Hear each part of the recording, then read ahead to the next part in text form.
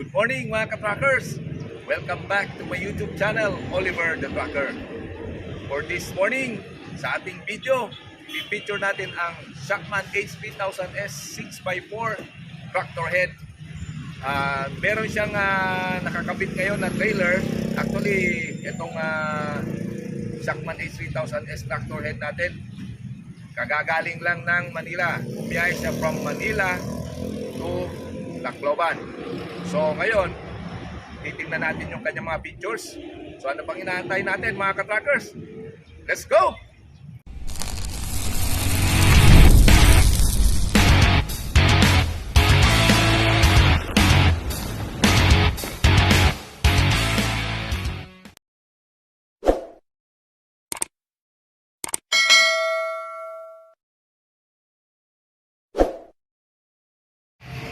Mga ka-trackers, this is the 2023 Shackman H3000S 6x4 tractor head. 420 horsepower siya mga ka-trackers. Powered by Weichai engine. And this is Euro 2 and all mechanical ang kanyang injection. So, ayan mga ka-trackers. Tingnan nyo double differential siya. So, ang mga gulong nito, para makita nyo yung size niya is 12R 22.5. Tubeless siya. So tubeless kasi ito ang pinakabagay na gulong para sa mga logistic trucks, no? So more on sa mga panghila ng mga trailer, container. And then ang kanyang fifth wheel, pansinin nyo mga ka-trackers, Jost po yan. The number one brand pagdating sa fifth wheel. Fifth wheel mga ka-trackers, syempre yan yung pinapatungan nitong mga trailer. Actually, ang kagandahan ng fifth wheel nito mga ka-trackers, ano siya? Bagay siya sa halos all types of trailer. Ito, pagpapansin niyo, tingnan natin, itong nakakabit sa kanya ngayon ay isang low bed trailer na gooseneck. Ayan mga ka-trackers, gooseneck po siya, no? So, pwede rin yan siya sa salpakan ng mga flatbed trailer, skeletal trailer.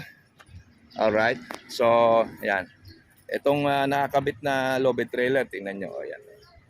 So, magandang klase yung kanyang fifth wheel because it is just, kumbaga, suitable for all types of trailer.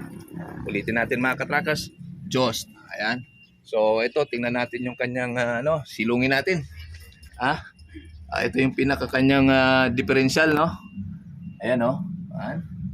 Rear differential. Tapos yung sa center nandoon.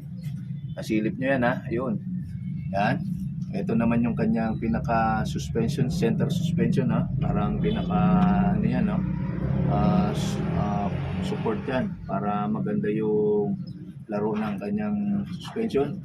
And then fully air brake mga ka-trackers, yan. At saka ang design po nitong tractor head na axle nito tsaka yung differential MAN technology po mga ka-trackers. So matibay, walang singtibay. At pansinin niyo yung kanyang chassis, napakakapal. And then meron pa siyang support chassis. Ito yung support chassis na tinatawag natin. Ito yung main chassis. So, tingnan nyo, napakaraming bolts yan, no? Super tibay yan mga ka-trackers. Kaya, walang problema. Pagka kahit mabigat ang hila nyo, 40, 20, container, heavy equipment.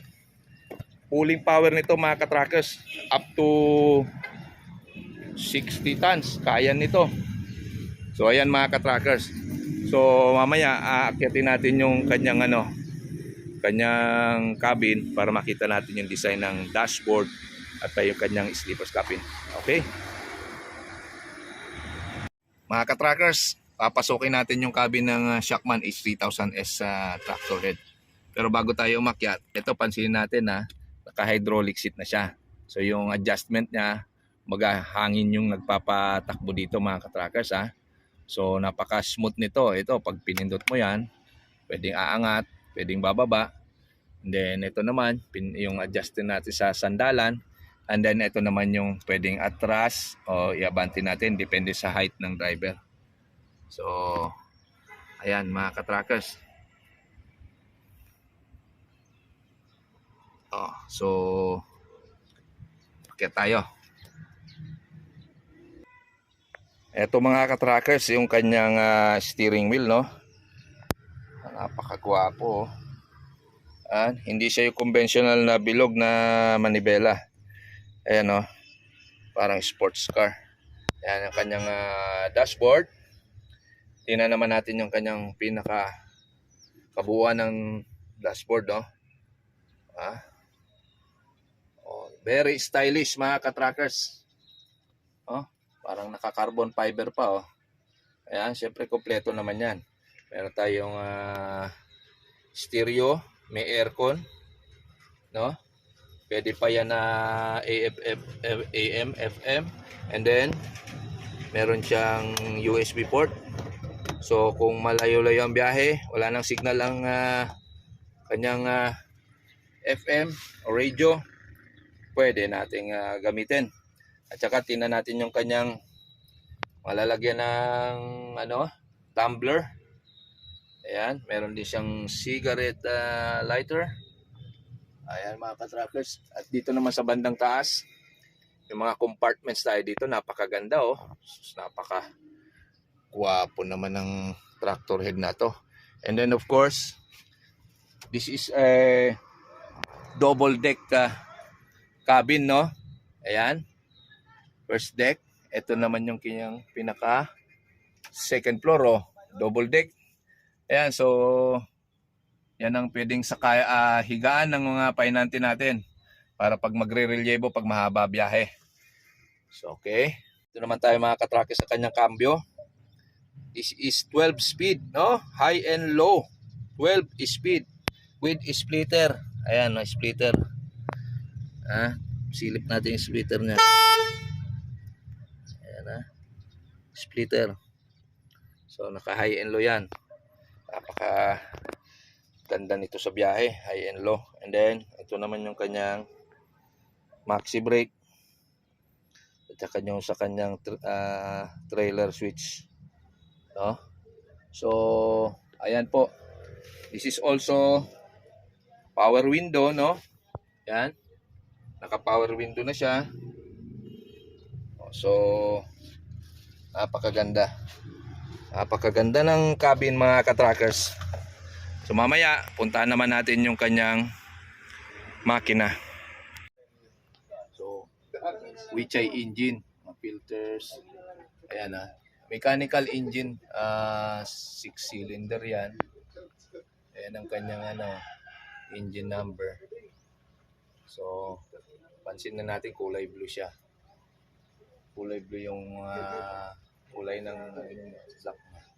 Pagka po pula, yun, Cummins yun.